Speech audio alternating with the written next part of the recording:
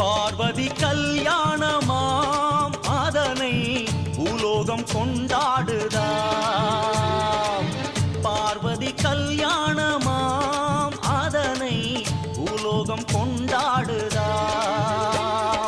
தாயாரின் ரூபத்தில் வேப்ப மரமாம், சிவனாரின் ரூபத்தில் அரச மரமாம்.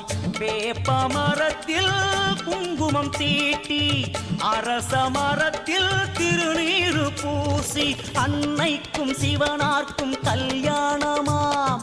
மங்கையரின் புலவையிலே மரம் சிலிர்க்குதாம். பார்வதி கல்யாணமாம் அதனை பூலோகம் கொண்டாடுதாம். நீ நல்லா மேக்கப் பண்ணிட்டு வா. பழைய ட்ரெஸ்